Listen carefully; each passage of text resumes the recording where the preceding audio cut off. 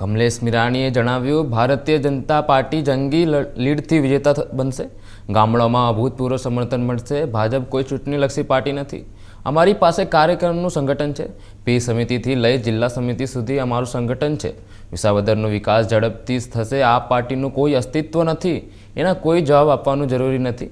આપણા કોઈ સંસ્કાર નથી તેવી ભાષાનો ઉપયોગ આ પાર્ટી કરી રહી છે તેવું કમલેશ મીરાણીએ કાર્યક્રમમાં જણાવ્યું હતું. કમલેશભાઈ, આજે જે CR પાટીલ સાહેબ આવ્યા હતા, કેવો વિશ્વાસ છે વિસાવદરની સીટ? વિસાવદરની ચૂંટણી જાહેર થઈ તે પહેલાં ભારતીય જનતા પાર્ટી મેં પહેલાં કીધું કાર્યકર્તા આધારિત પાર્ટી છે. ચૂંટણીલક્ષી આ પાર્ટી નથી. ભારતીય જનતા પાર્ટીના કાર્યકર્તા હંમેશા પ્રજાની વચ્ચે હોય છે. એ પછી વિધાનસભાની ચૂંટણી હોય, લોકસભાની ચૂંટણી હોય, જિલ્લા પંચાયતની ચૂંટણી હોય કે તાલુકા પંચાયતની ચૂંટણી હોય, ચૂંટણી એ લોકશાહીનું પર્વ છે. ત્યારે સ્વાભાવિક રીતે પેજ સમિતિથી લઈ અને જિલ્લા સમિતિ સુધી અમારી પાસે અમારું સંગઠન છે.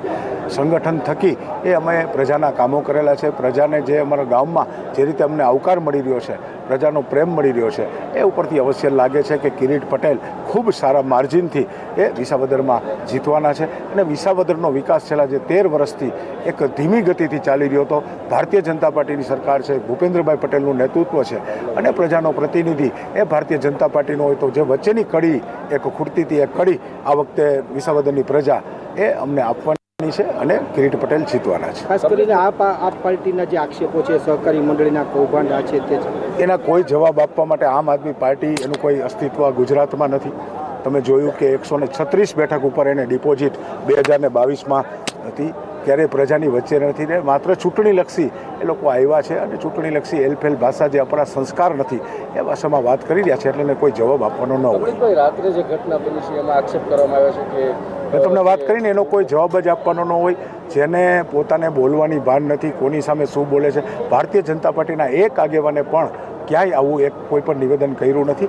એ એમના સંસ્કાર છે. અમે અમારા સંસ્કારથી કામ કરીએ છીએ. ખાસ કરીને તમને પ્રભારી તરીકે નિયુક્તિ કરવામાં આવી છે, કેવો લાગે છે તમને? આ જ્યારે 12-13 વર્ષનો વનવાસ છે એવું કહે છે.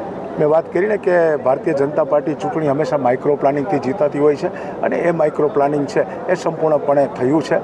કાર્યકર્તાઓને જવાબદારી અપાઈ ગઈ છે, ગામ સોંપાઈ ગયા છે, શક્તિ કેન્દ્રો સોંપાઈ ગયા છે, બૂથ સોંપાઈ ગયા છે અને એનું પરિણામ એ આવતા દિવસોમાં તમને જ્યારે મતગણતરી થશે ત્યારે બતાશે.